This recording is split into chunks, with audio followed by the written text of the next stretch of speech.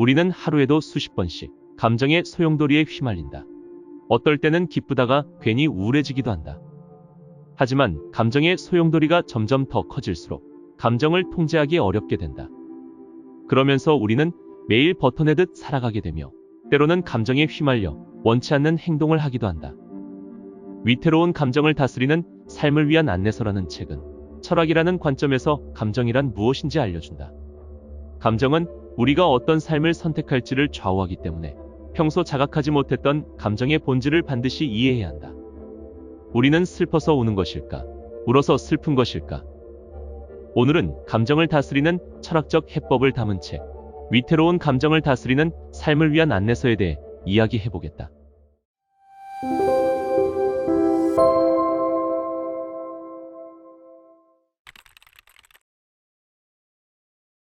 당신이 산길을 걸어가는데 덤불 속에서 뱀이 나와 공포를 느끼게 되는 상황을 생각해보라. 당신에게는 어떤 반응이 일어날까? 먼저 지각이다. 덤불에서 소리가 들려서 그쪽으로 눈을 돌리니 뱀 한 마리가 보인다. 이때 위험해라는 사고나 판단도 이루어진다. 게다가 심장이 빠르게 뛰거나 근육이 긴장하는 등 신체 반응이 일어난다. 이러한 신체 반응을 우리가 알아차릴 수 있는 이유는 거기에 감각이 동반하기 때문이다. 이때 행동도 동반한다. 쉽게 생각할 수 있는 행동은 거기서 도망가는 것이다. 기쁨이나 슬픔과 같은 다른 감정에도 지각, 사고, 신체 반응, 감각, 행동이라는 요소를 볼 수 있다. 그러면 이 5가지 요소 중 무엇이 감정의 가장 중요한 본질일까? 우선 감정의 본질로 지각은 중요하지 않다. 왜냐하면 뱀을 실제로 보지 않고 상상하는 것만으로도 공포가 생길 수 있기 때문이다. 우리는 현실에서 일어나지 않은 일에 대한 감정을 가질 수 있다. 이에 비해 지각은 현재 일에만 관여한다. 신체 반응, 감각, 행동은 사고가 있어야 비로소 생긴다. 뱀을 무서워하는 경우에는 뱀이 위험하다고 판단했기 때문에 심장이 빨리 뛰거나 거기서 벗어나려는 행동을 취한다. 즉, 위험하다고 생각하지 않는다면 이런 반응은 일어나지 않는다. 그러므로 감정에서 가장 중요한 요소는 사고이다. 예를 들어 사진을 찍을 때 손등을 보이며 V를 하는 행동은 영국에서는 모욕적인 뜻이다. 이처럼 모욕적이라 판단하느냐에 따라 분노 여부가 결정된다. 즉, 사고나 판단이 없으면 감정은 생기지 않는 것이다. 철학자 제임스와 생리학자 칼 랑게는 제임스 랑게라는 감정 이론을 주장했다. 제임스 랑게 이론은 이런 표현으로 유명하다. 슬퍼서 우는 것이 아니라 울어서 슬픈 것이다. 상식적으로 보면 슬픔이라는 감정이 발생하고 그 감정이 원인이 되어 눈물이 난다고 생각할 수 있다. 이에 반해 제임스 랑게 이론은 눈물이라는 신체 반응이 먼저 일어나고 그 반응을 인식하는 것이 슬픔이라고 한다. 마찬가지로 화가 나서 머리로 피가 몰리는 것이 아니라 머리에 피가 몰리는 것을 깨닫는 것이 분노라는 것이다. 하지만 신체 반응만을 중시하는 감정 이론에는 결점이 있다. 신체 반응을 느껴서 알 수 있는 것은 신체 반응뿐이지 않은가 하는 점이다. 슬픔을 경험하는 다양한 상황을 떠올려보라. 지갑을 잃어버리거나 연인과 헤어지는 등 사람은 여러 가지 상황에서 슬픔을 느낀다. 슬픔을 느끼는 상황에는 공통점이 있다. 바로 소중한 대상의 상실이다. 슬픔은 중대한 상실을 알아차리는 감정이다. 다른 감정도 마찬가지다. 공포를 느끼는 상황의 공통점은 자신에게 위험이 다가온다는 점이다. 또한 화를 느끼는 경우는 다른 사람에게 불평을 듣는 등 어떤 침해가 있다는 공통점이 있다. 즉, 감정은 자신을 둘러싼 상황의 가치에 대해 반응하는 것이다. 라면을 먹고 싶은 욕구는 라면을 대상으로 한다. 이처럼 마음의 상태는 어떤 대상을 가진다. 그리고 대상을 가진다는 특징, 즉 지향성은 마음을 특징짓는 중요한 요소 중 하나가 된다. 그렇다면 감정도 지향성이 있고 어떤 대상을 향해 있다고 생각할 수 있다. 그리고 그 대상이 바로 가치이다. 공포는 위험을 대상으로 하고 슬픔은 소중한 것의 상실을 대상으로 한다. 감정은 뱀과 같이 구체적인 대상을 향해 있을 뿐만 아니라 그 구체적인 대상이 자신에게 좋은 영향을 주는지 나쁜 영향을 주는지를 평가하는 역할을 한다. 그런데 신체 반응의 감각으로는 감정의 지향성을 설명할 수 없다. 공포를 느끼는 상황에서는 심장 박동이 빨라지는 것을 느낄 수 있는데 그 감각의 지향적 대상은 심장 박동의 속도다. 그러므로 감정과 신체 반응의 감각을 동일시하면 공포의 대상은 심장 박동의 속도가 된다. 하지만 이것은 정말 이상해 보인다. 공포에 대비하는 지향성의 대상은 뱀과 같은 구체적인 사물이나 그것이 초래하는 신변의 위험이기 때문이다. 따라서 위험 등을 대상으로 할 수 있는 마음의 상태에는 사고나 판단이 개입되어 있다. 이 사고나 판단을 인지라고 한다. 감정에는 신체 반응도 포함되어 있지만 자신을 둘러싼 상황이 어떤 가치를 가지는지는 감정에 포함된 인지적 요소에 의해 인식된다. 감정의 이요인이라는 이론에 따르면 감정은 신체 반응의 해석이다. 몹시 흔들리는 다리를 건넌 후 심장이 두근거릴 때 이성을 만나면 그 두근거림을 연애 감정으로 착각할 수 있다. 심장의 두근거림은 해석에 따라 공포가 되거나 연애 감정이 된다. 미국의 사회 심리학자인 스탠리 샤우터와 제롬 싱어는 실험 참가자들에게 시력 효과를 알아보는 약이라고 말한 후 아드레날린을 주사했다. 아드레날린을 맞은 실험 참가자들은 심장이 빨라지고 호흡이 가빠졌다. 주사를 맞은 후 실험 참가자들은 두 개의 그룹으로 나뉘었다. 한쪽 그룹은 약의 부작용으로 심장이 두근거릴 수 있다는 안내를 받았고 다른 그룹은 아무 말도 전달받지 않았다. 모든 참가자는 방에서 기다린 후 설문지에 답했는데 그 설문지는 매우 무례한 질문으로 가득했다. 이 실험에서 약의 부작용을 안내받지 못한 참가자들은 분노를 느꼈다고 보고했지만 안내받은 참가자들은 그렇지 않았다고 했다. 왜 이런 차이가 발생했을까? 약의 부작용 가능성을 안내받지 못한 참가자들은 자신이 무례한 상황에 놓여 있어서 심장이 두근거린다고 해석했다. 따라서 그 상황에 분노를 느꼈던 것이다. 우리는 신체 반응을 어떻게 해석하는지에 따라 화를 내거나 화를 내지 않게 된다. 이 실험에서는 부당한 대우를 받고 있다고 생각했기에 신체 반응은 분노의 신체 반응으로 해석되었다. 신체 반응보다 사고가 먼저라는 주장에서는 평가 이론이 유명하다. 미국의 심리학자 리처드 라자루스는 가치의 중요성을 나타내기 위해 실험을 했다.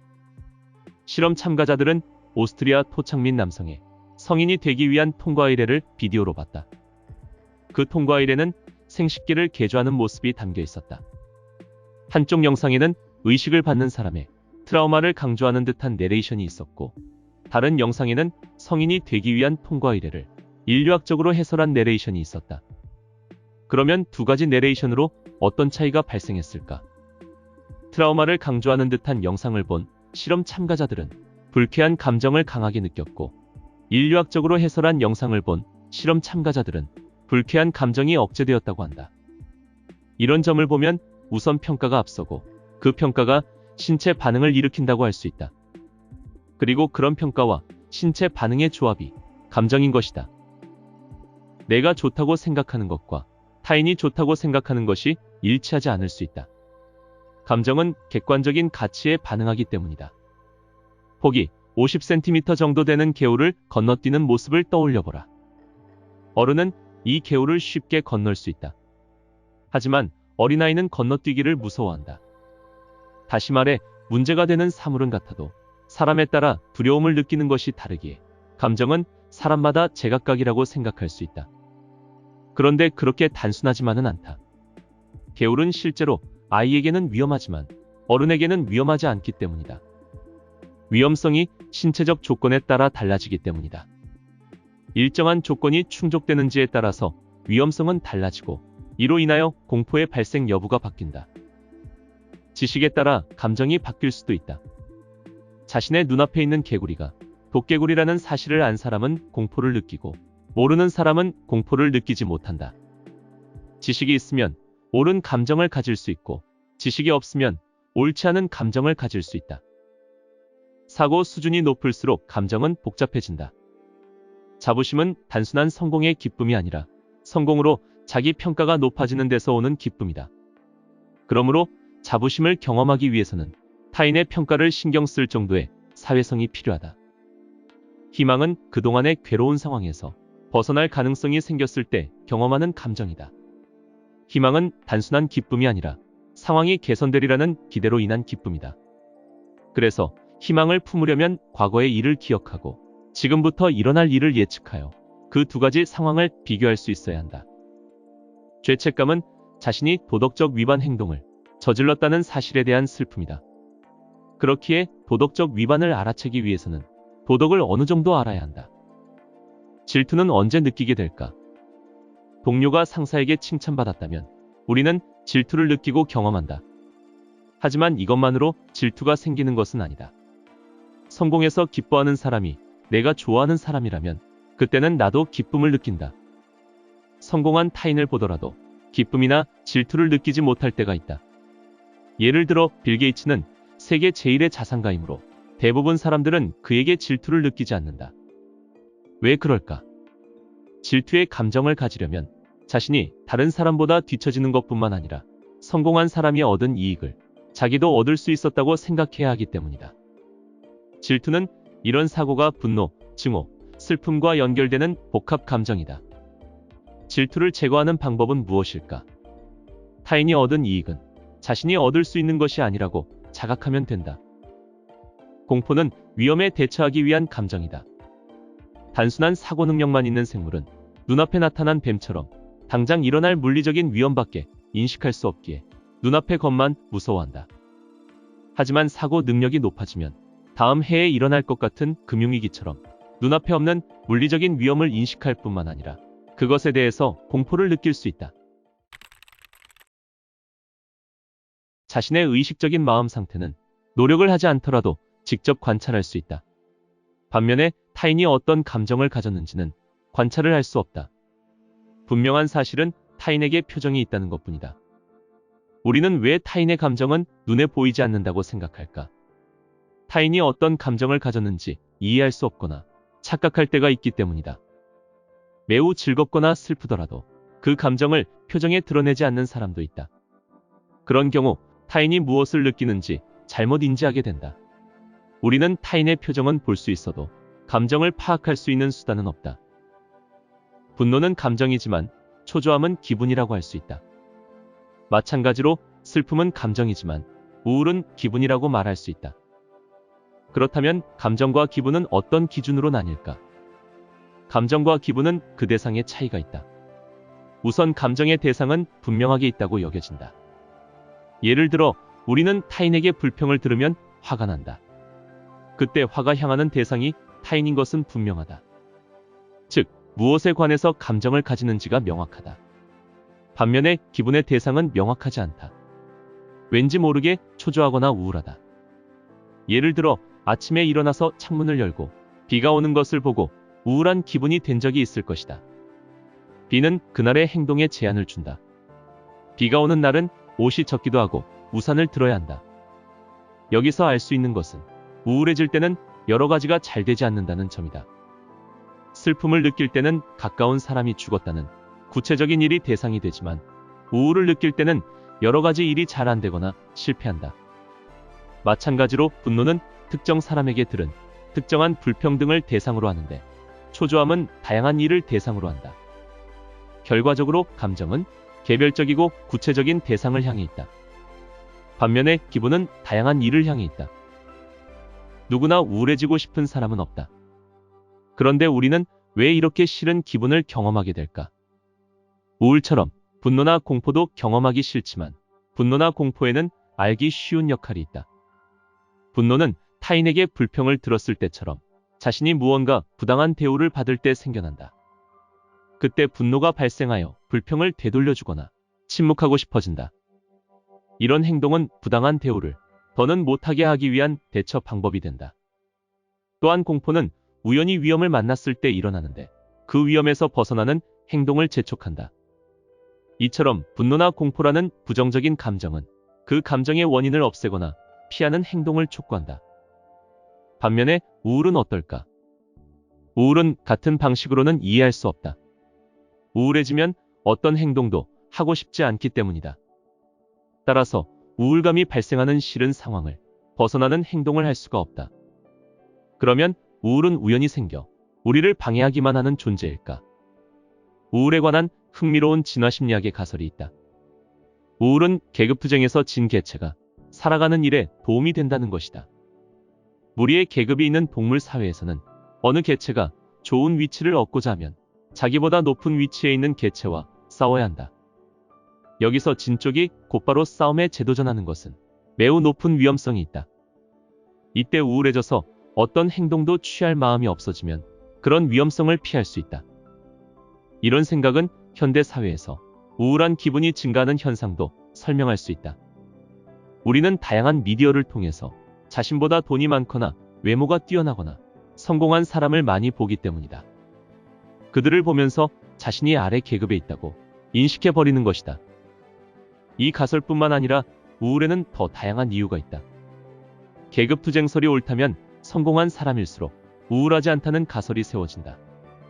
그러나 현실에서는 성공한 사람이라도 성공을 유지해야 한다는 압박으로 우울해지기도 한다. 감정을 통제하는 방법은 무엇이 있을까? 감정에는 신체적 측면과 사고적 측면이 있는데 신체적 측면부터 생각해보면 분노를 느낄 때는 미간에 주름이 잡히거나 신체의 근육의 긴장이 일어난다. 이런 신체 반응은 분노를 만드는 하나의 요소다. 그렇다면 이런 긴장을 물리적으로 해소하면 분노 또한 어느 정도 진정될 것이다.